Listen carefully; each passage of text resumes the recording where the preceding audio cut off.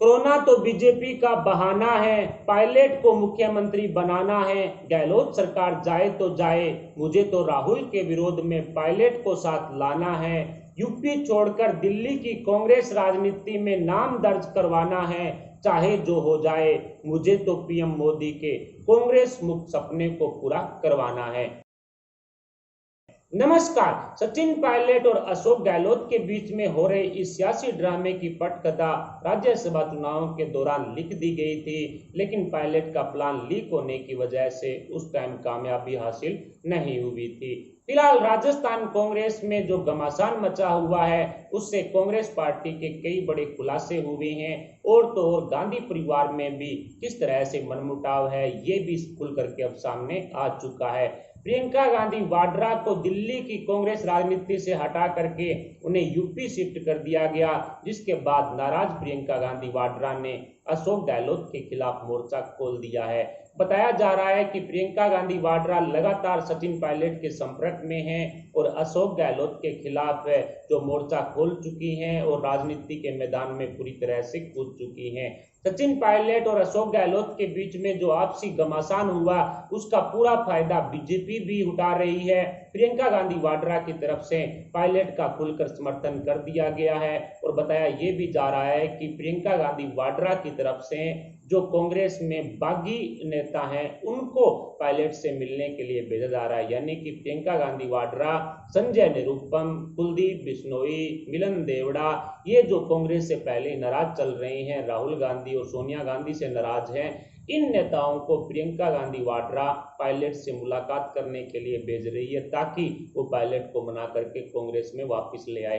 यानी कि जो बाहर मैसेज आ रहा है वो यही कि प्रियंका गांधी वाड्रा की तरफ से पायलट को मनाने के लिए इन नेताओं को भेजा गया है, लेकिन अंदरूनी मैसेज यही है कि पायलट को गहलोत के खिलाफ डटे रहने का संदेश प्रियंका गांधी वाड्रा की तरफ से इन नेताओं को पहुंचाया जा रहा है, इन नेताओं के द्वारा पहुंचाया जा रहा है। कुल मिलाकर के अब सचिन पायलट और अशोक गहलोत के आपसी घमासान से गांधी परिवार का पूरा जो मनमुटाव है वो एक तरह से सामने आ चुका है। प्रियंका गांधी वाड्रा को सोनिया गांधी द्वारा पहले से राजनीति से दूर रखने के मामले को लेकर के नाराजगी मौजूद है, लेकिन फिलहाल उनको दिल्ली से उठा करके यूपी भेज दिया गया, ताकि वो राहुल गांधी के रास्ते में किसी तरह की अड़चन ना रखे और कहीं ना कहीं जो प्रियंका गांधी वाड्रा का गुट है वो राष्ट्रीय अध्यक्ष प्रियंका गांधी वाड्रा को बनाने का आवाज उठा रहा है और उस गुट को दबाने के लिए प्रियंका गांधी वाड्रा को दिल्ली से उठा करके यूपी भेज दिया गया है। प्रियंका गांधी भी निश्चित तौर पर कांग्रेस की राजनीति में आना चाहती है, दिल्ली की राजनीति में रह करके, केंद्र की राजनीति में रह करके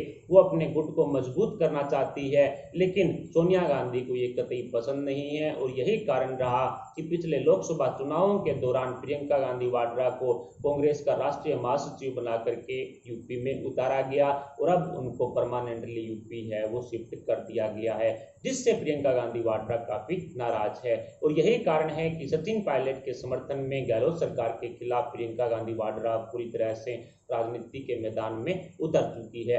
दूसरी तरफ बीजेपी इसका पूरा फायदा उठा रही है। जी हां दोस्तों, भारतीय जनता पार्टी की तरफ से जो मुख्यमंत्री पद के लिए सचिन पायलट के नाम की दावेदारी कर दी गई है। सचिन पायलट को अब भारतीय जनता पार्टी अपने विधायकों के समर्थन से राजस्थान में मुख्यमंत्री की गद्दी पर बैठाने जा रही है। आज तक न्यूज चैनल को बीजेपी प्रदेशाध्यक्ष सतीश पूनिया की तरफ से एक इंटरव्यू दिया गया, उसमें सतीश पूनिया की तरफ से स्पष्ट कहा गया है कि किसी भी पार्टी का यदि एक ही विधायक हो और नेतृत्व की और सियासत की जो लड़ाई चल रही हो, वर्चस्व की लड़ाई चल रही हो, तो उस विधायक को भी मुख्यमंत्री बनाया जा सकता है। ऐसे में सचिन पायलट के पास तो 22 विधायक हैं, उनका मुख्यमंत्री बनना तय है। यानी कि भारतीय जनता पार्टी अपने समर्थन से अब सचिन पायलट को मुख्यमंत्री बनाएगी, ये तय है। सचिन पायलट के खेमे में लगभग 22 विधायकों के होने की पुष्टि तो हो चुकी है, ये संख्या 25 तक होने की बात है वो सामने आ रही है, लेकिन जो सचिन पायलट खेमे के विधायकों की संख्या है वो 30 से ज्यादा है, क्योंकि बाकी सभी विधायक फिलहाल अशोक गहलोत के खेमे में कैद हैं। होटल फेयरमाउंट के अंदर उनकी मौजूदगी फिलहाल देखी गई है। ये विधायक निश्चित तौर पर पायलट के साथ बगावत करने वाले थे, लेकिन सचिन पायलट के बगावत का ऐलान करने के तुरंत बाद एक बार दोबारा राजस्थान के मुख्यमंत्री अशोक गहलोत ने राजस्थान की सीमाएं सील कर दी थी कोरोना का हवाला देकर के, और उसके बाद इन सभी विधायकों को बाड़ेबंदी में रखा गया, जिसकी वजह से ये सभी विधायक है वो बगावत नहीं कर पाए। लेकिन अब तय है कि सचिन पायलट अपने जो 22 विधायकों के समर्थन के साथ है, जो निश्चित तौर पर बीजेपी के साथ मिलकर के अब मुख्यमंत्री की दावेदारी ठोकेंगे, और प्रियंका गांधी वाड्रा सचिन पायलट के इस कदम के साथ भी खड़ी हुई दिखाई पड़ रही है। सचिन पायलट को मुख्यमंत्री बनाने की दावेदारी करने के कई ऐसे कारण हैं, यानी कि बीजेपी की तरफ से जो ये दावेदारी की गई है ये यूं ही खोखली नहीं है, बल्कि उनके पास ये समीकरण है जिसके आधार पर सचिन पायलट को मुख्यमंत्री की गद्दी है वो सौंपी जा सकती है। 200 सदस्यों वाली विधानसभा के अंदर फिलहाल 2 वोट, एक सीपी जोशी जी का और एक मास्टर भंवर लाल जी का, जो निश्चित तौर पर फिलहाल बीमार हैं, कोमा के अंदर हैं। आज उनको एसएमएस हॉस्पिटल में भर्ती भी कराया गया है। उनके कोरोना पॉजिटिव होने की चर्चाएं भी तेज थी, लेकिन उनकी जो रिपोर्ट है वो फिलहाल नेगेटिव आई थी, और उनका जो वोट निश्चित तौर पर अब नहीं गिरेगा, और इसके अलावा जो विधानसभा स्पीकर हैं सीपी जोशी, उनका वोट भी नहीं गिरेगा। ऐसे में 198 सदस्य ही बचते हैं, और यदि 198 सदस्य वोट करते हैं तो 100 का आंकड़ा बहुमत के लिए चाहिए। 75 विधायक हैं वो बीजेपी के पास हैं, 72 खुद के हैं, 3 आरएलपी के हैं और 22 जो पायलट समर्थक है। ऐसे में 97 विधायक बड़ा मोटा देखा जा सकता है कि सचिन पायलट के साथ खड़े हुए नजर आ रहे हैं, उनके खेमे में ही मौजूद हैं।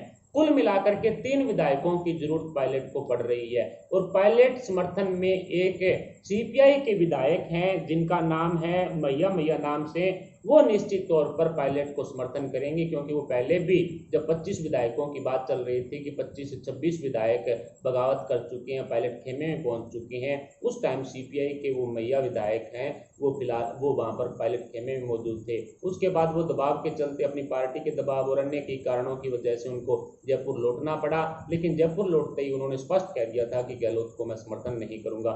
ऐसे में अब पायलट के साथ उनका समर्थन जाता है तो 98 विधायक पायलट के पास मौजूद हैं।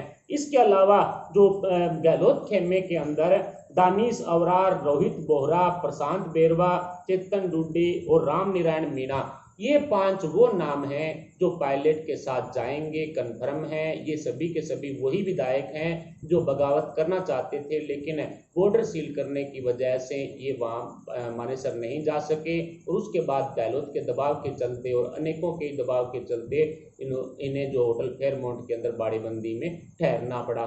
इसी कारण जो निश्चित तौर पर ये अशोक गहलोत खेमे में फिलहाल कैद हैं। लेकिन जब फ्लोर टेस्ट के दौरान वोटिंग का समय आएगा तो निश्चित है कि ये सचिन पायलट के समर्थन में जाएंगे, ये कन्फर्म है।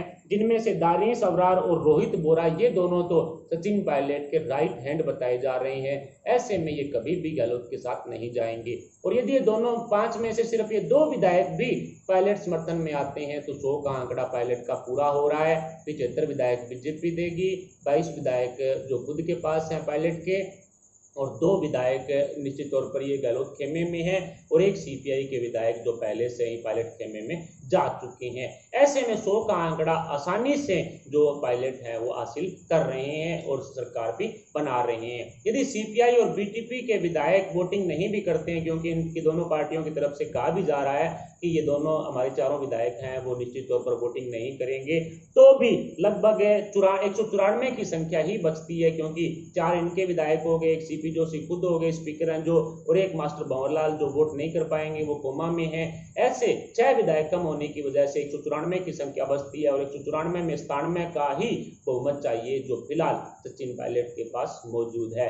तब भी निश्चित तौर पर भारतीय जनता पार्टी ही सरकार बनाएगी, और इसको लेकर के आज राज्यपाल से बीजेपी के कई बड़े नेता, बीजेपी प्रदेश अध्यक्ष सतीश पूनिया, इसके अलावा नेता प्रतिपक्ष उप नेता राजेंद्र राठौड़, इसके अलावा कटारिया जी, कई ऐसे बड़े नेता थे बीजेपी के जो आज राज्यपाल से मिल चुके हैं। कोरोना की स्थिति से अवगत करवाने के लिए आज राज्यपाल से बीजेपी के नेताओं ने मुलाकात की, ये उन्होंने मीडिया में आकर के बताया, एक लेटर भी सौंपा गया।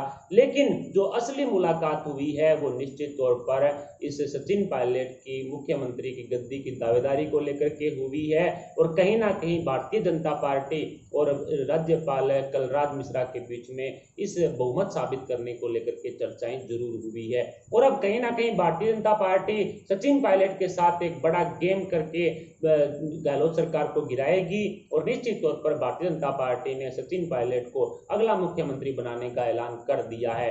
फिलहाल गहलोत के लिए संकट मोचन के रूप में सिर्फ वसुंधरा राजे सिंधिया ही प्रकट हो सकती है, लेकिन पार्टी के दबाव के चलते ऐसा संभव नहीं है। और यदि ऐसा हो भी जाता है तो वसुंधरा अच्छी तरह से जानती है कि उनका राजनीतिक करियर पूरी तरह से खत्म हो जाएगा। राजस्थान की भारतीय जनता पार्टी की राजनीति से उनको सदा के लिए बाहर कर दिया जाएगा। ऐसे में अब कहा जा सकता है कि अशोक गहलोत सरकार की सीएम कुर्सी वो पूरी तरह से संकट में पड़ी हुई है।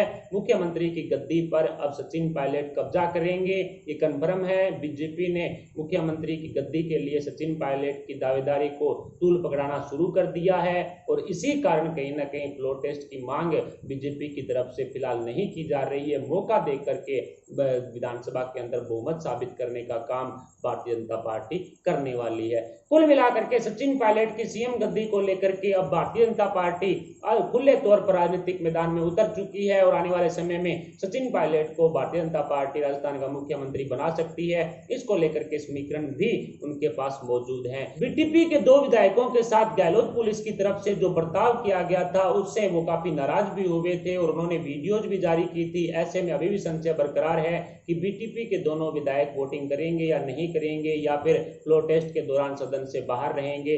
ऐसे में ये यदि करते भी हैं तो भी और नहीं करते हैं तो भी निश्चित तौर पर गहलोत के लिए ही खतरा है, ना कि पायलट के लिए। निश्चित तौर पर पायलट के पास भारतीय जनता पार्टी बहुमत का आंकड़ा जुटा रही है। ऐसे में आने वाले समय में बड़ा बदलाव है वो राजस्थान की राजनीति में देखा जाएगा। फिलहाल अशोक गहलोत की तरफ से अपनी कैबिनेट की बैठक बुला करके दोबारा विधानसभा सत्र बुलाने के लिए प्रस्ताव पारित करवा दिया गया है और राजभवन के लिए भेज भी दिया गया है ताकि राज्यपाल उसको मंजूरी दे दे। लेकिन कोरोना का हवाला देते हुए राज्यपाल निश्चित तौर पर इस प्रस्ताव पर कोई गौर नहीं करने वाले हैं। विधानसभा का सत्र बुलाने के लिए जो कांग्रेस एक तरह से राज्यपाल पर दबाव बना रही है, कांग्रेस ने अपने सभी विधायकों को राजभवन भेजा, वहां पर उन्होंने गुंडागर्दी की, राज्यपाल के खिलाफ नारेबाजी की, केंद्र सरकार के खिलाफ नारेबाजी की। ऐसे में अब राजभवन पहुंच करके अशोक गहलोत के विधायकों ने गुंडागर्दी करना शुरू कर दिया है। और तो और अशोक गहलोत ने यह भी कह दिया है कि राजस्थान की 8 करोड़ जनता आपको घेरेगी तो हमारी कोई जिम्मेवारी नहीं है। पहली बात तो 8 करोड़ छोड़िए, 8,000 भी नहीं आने वाली गहलोत के पीछे अब। और दूसरी बात, इस तरह की बात एक मुख्यमंत्री राज्यपाल के लिए कह रहे हैं, ये सबसे बड़ी शर्म की बात है। और अब जिस तरह से कांग्रेस ने जो सारी हदें पार कर दी है शर्म की, उससे निश्चित तौर पर कांग्रेस की खिलाफत है वो राजस्थान सहित पूरे हिंदुस्तान में बढ़ती जा रही है। कुल मिलाकर के अब अशोक गहलोत के विधायक गुंडागर्दी पर उतर आए हैं। होटल के अंदर करोड़ों रुपए का खर्चा ये हर रोज कर रहे हैं। कुल मिलाकर के कोरोना काल के दौरान जब गहलोत सरकार के विधायकों को जनता के बीच में होना चाहिए था, उस टाइम गहलोत सरकार के विधायक हैं वो होटलों के अंदर रंगोलियां मना रहे हैं। कुल मिलाकर के सचिन पायलट को मुख्यमंत्री बनाने में क्या बीजेपी कामयाब हो पाएगी, क्या बहुमत साबित कर पाएगी, और जो आंकड़े मैंने आपको बताए हैं उन आंकड़ों में कितना दम है, इस पर आप अपने विचार हमें कमेंट बॉक्स में जरूर बताएं। साथ ही वीडियो को लाइक कर हमारे चैनल को सब्सक्राइब जरूर करें, सब्सक्राइब के पास वाला बेल आइकन भी दबा लें। अभी के लिए इतना, मिलते हैं अपडेट के साथ, तब तक के लिए जय हिंद, जय भारत।